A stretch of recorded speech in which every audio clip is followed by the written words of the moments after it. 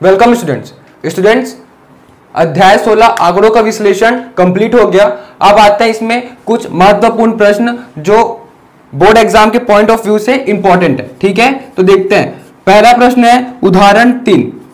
अगर 2-3 नंबर का अगर प्रश्न आएगा तो उदाहरण 3 आ सकता है। ठीक है, फिर देखिए दूसरा प्रश्न। तो दूसरा प्रश्न प्रश्नावली 1 से, प्रश्नावली 1 में प्रश्न क्रमांक 3 और प्रश्न क्रमांक 6। ठीक है, ये दोनों क्वेश्चन माध्य निकालने का है। ठीक है, समांतर माध्य यानी कि औसत निकालने का प्रश्न है। ये सब क्वेश्चन बहुत इंपॉर्टेंट क्वेश्चन है जो कि बार बार रिपीट होते रहता है। अब आते हैं प्रश्नावली 3। ठीक है, तो देखिए प्रश्नावली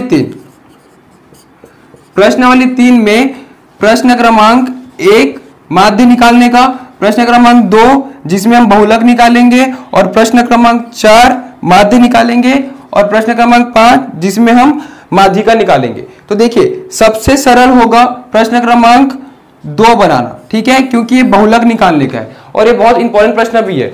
और मैं आपको पहले ही बोला हूं, अगर बहुलक और माध्यिका निकालने हैं, ठीक है, बहुलक और माध्यिका, तो हमेशा बहुलक ही बनाना क्योंकि इजी है। ठीक है, और अगर देखिए मैं आपको सीक्वेंस बता देता हूं।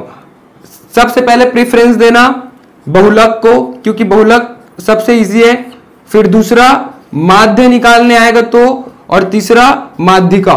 ठीक है, अगर दोनों ऑप्शन में माध्यिका निकालने को आए तो माध्यिका निकालना ही पड़ेगा, नहीं तो फिर अगर ऑप्शन में बहुलक होगा या तो माध्य होगा, अगर बहुलक होगा तो बहुलक को बनाना, अगर माध्य होगा तो माध्य को बनाना। ठीक है, तो ये तीनों टॉपिक में से कोई एक 100% आएगा 5 नंबर का। ठीक है, तो ये रहा इंपॉर्टेंट प्रश्न।